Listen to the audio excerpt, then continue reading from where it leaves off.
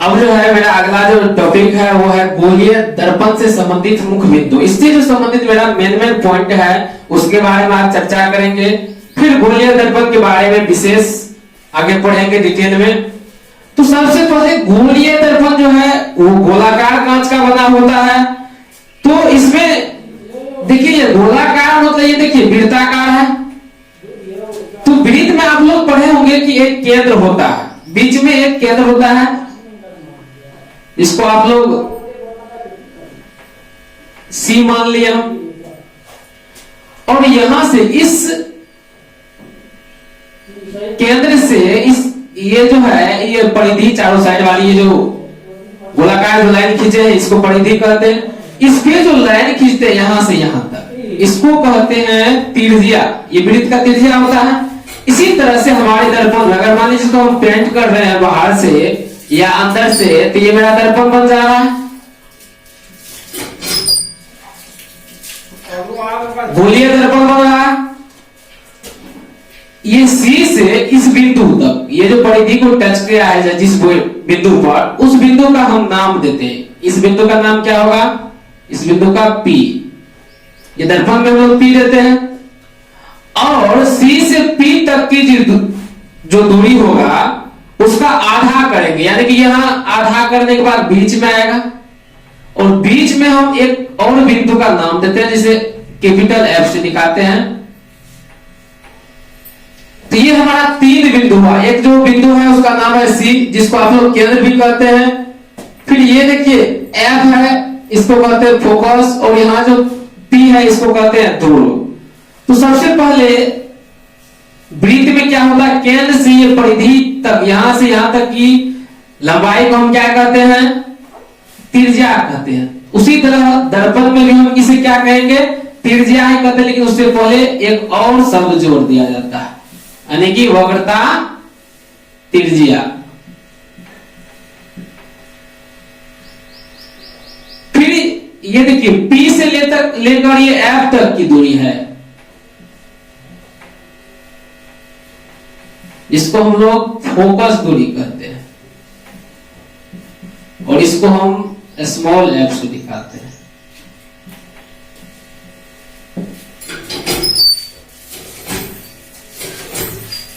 तो पहला है C,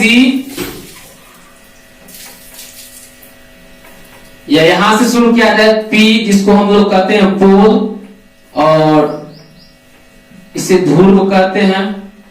फिर है F जिसको फोकस कहा जाता है। फिर है C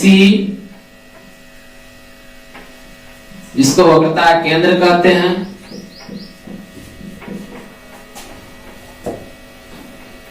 फिर है स्मॉल f, इसे फोकस दूरी कहते हैं। फिर है R इसमें F दो बार आया इसलिए एक को कैपिटल एक को स्मॉल लिखे। R में आप स्मॉल कैपिटल कुछ भी लिख सकते हैं।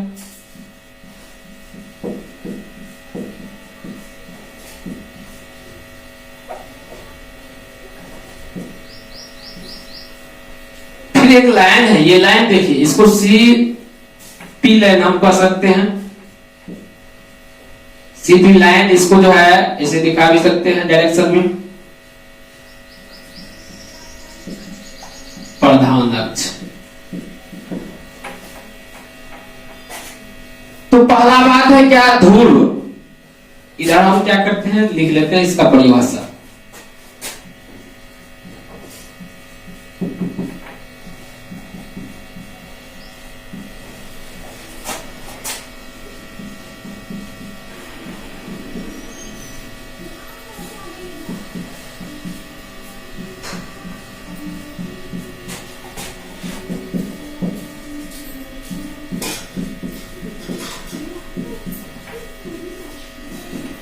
हमारे यहां से लेकर यहां तक का ये दर्पण है। तो इसका जो मध्य वाला बिंदु होगा, अगर और छोटा दर्पण लेते इतना बड़ा तो इसका मध्य बिंदु यहां हो जाता।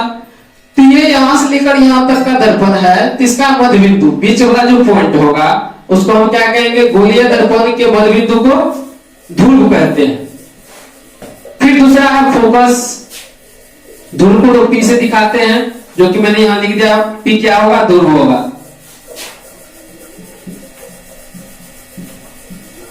फिर है फोकस।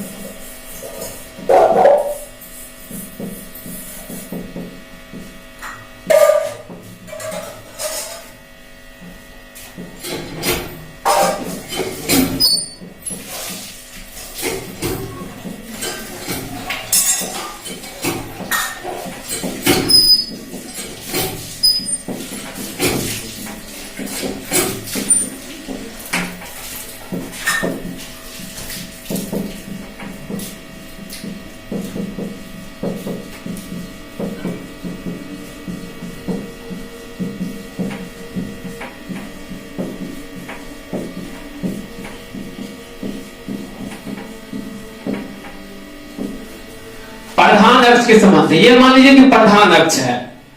प्रधान अक्ष के समांतर अति प्रकाश किरण। क्या होता है दर्पण में? ये प्रकाश किरण इधर से ही आएगा। अति प्रकाशी किरणें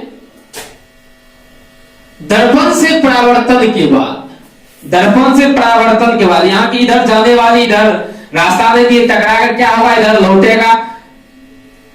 तो इसका कंडीशन है कि जब प्रधान अक्ष के समांतर प्रकाश की किरण आएगी, दर्पण से, अवतल दर्पण है, बाहर से पेंट किया तो अवतल दर्पण में ये दर्पण से टकराने के बाद फोकस से जाता है।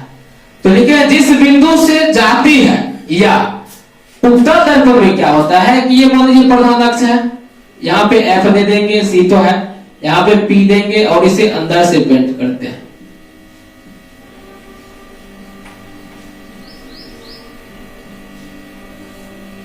अब क्या होगा? प्रकाश का किरण इधर से आया। अब दर्पण से टकराने के बाद फोकस से तो नहीं जा सकता क्योंकि इधर से बंद है, तो इसीलिए लिखेंगे या आती हुई प्रतीत होती है। अब क्या होगा? ये फोकस है, ये जो है अब जो है परावर्तन के बाद जो लौटेगा इस माध्यम में, ऐसे हो जाएगा और लगेगा कि ये फोकस से ही आ रही है। प्रधान अक्ष के समांतर आती प्रकाश की किरणें दर्पण से परावर्तन के बाद प्रधान अक्ष के जिस बिंदु से जाती है, जिस बिंदु से जाती है उसको फोकस कहेंगे, या जिस बिंदु से आती हुई प्रतीत होती है, इस बिंदु से आती हुई किरण प्रतीत हो रही है, इधर से आ रही है, उसे हम फोकस कहेंगे। ये दोनों दर्पण के लिए है। ये अवतल दर्पण में कहेगा तो यहां तक लिख देंगे, या उत्तल दर्पण में कहेगा तो ये बात लिखेंगे। तो फोकस हो गया, जिसको कैपिटल F से हम दिखाते हैं। फिर है वक्रता केंद्र।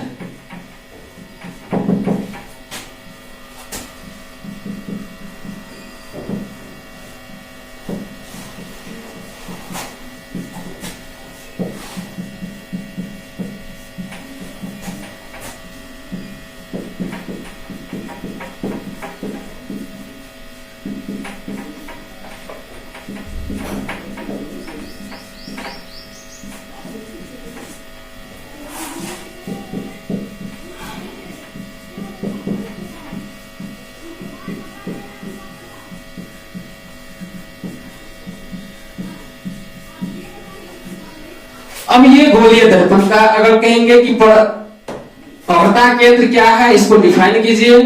तो गोलीय दर्पण जिस गोला, ये गोला का बना हुआ है देखिए, तो इसके केंद्र, ये गोला का केंद्र को मैंने सी लिखा था ना, तो इसी का नाम दिया वक्रता केंद्र। तो गोलीय दर्पण जिस गोला का बना होता है, इस गोला का बना है ये दोनों दर्पण, तो गोले के केंद्र को ही दर्पण का वक्रता केंद्र कहते हैं। तो गोलीय दर्पण जिस गोला का बना होता है उस गोले के केंद्र को वक्रता केंद्र कहते हैं, और इसे सी से देखिए दिखाते हैं।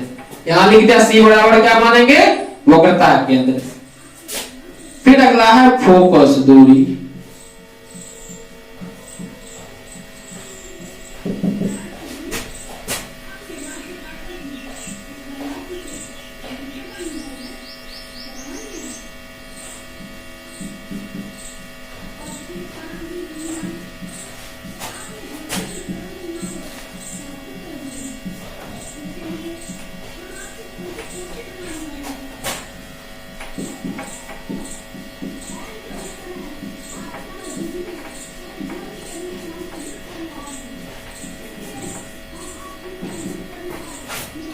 ध्रुव तथा फोकस। फोकस ये है, मैंने लिखा है कैपिटल एफ बराबर फोकस। मुख्य फोकस भी कहते हैं इसे, या फोकस भी कहेंगे, कोई गलत नहीं है। तो फोकस दूरी, ध्रुव तथा फोकस के बीच की दूरी को फोकस दूरी कहते हैं। ये ध्रुव और एफ फोकस है, ये दोनों जो का बीच का जो दूरी है उसे हम फोकस दूरी कहेंगे।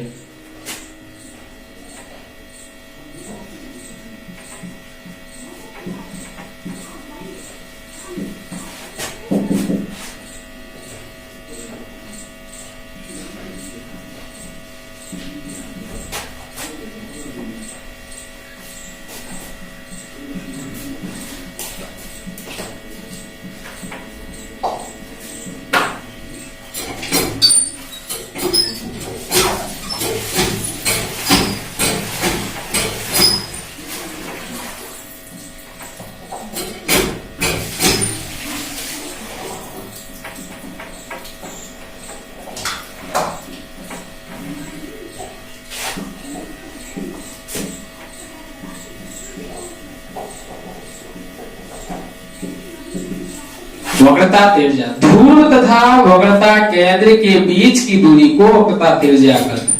ये P और C के बीच की दूरी को क्या कहेंगे? यहां से लेकर यहां तक का जो पूरा होगा उसे हम कहेंगे वक्रता त्रिज्या।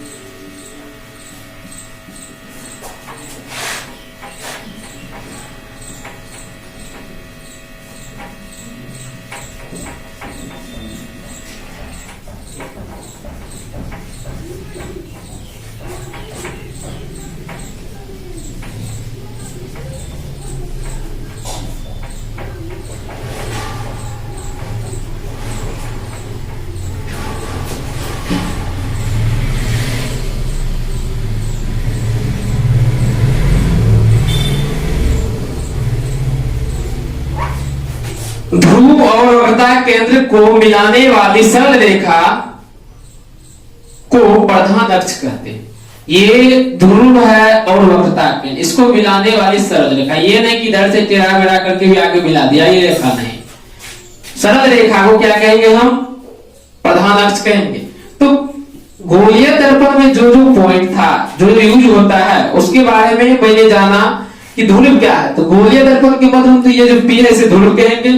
फिर फोकस के बारे में, प्रधान अक्ष के समांतर अति प्रकाशीय किरणें दर्पण से परावर्तन के बाद जिस बिंदु से, ये प्रधान अक्ष की जिस बिंदु से जाती है या आती हुई प्रतीत होती है उसे हम फोकस करते हैं। फिर है वक्रता केंद्र। तो गोलीय दर्पण जिस गोला का बना होता है उस गोले के केंद्र को वक्रता केंद्र कहते हैं। फोकस दूरी, ध्रुव तथा फोकस के बीच की दूरी को फोकस दूरी, ये ध्रुव तथा फोकस के बीच की दूरी को फोकस दूरी कहते हैं। फिर है वक्रता त्रिज्या, ध्रुव तथा वक्रता केंद्र, ये इसके बीच की दूरी को वक्रता त्रिज्या कहेंगे। फिर है प्रधान अक्ष, तो ये C जो है और ये P है, मतलब वक्रता केंद्र और ध्रुव, इसको मिलाने वाली सरल रेखा को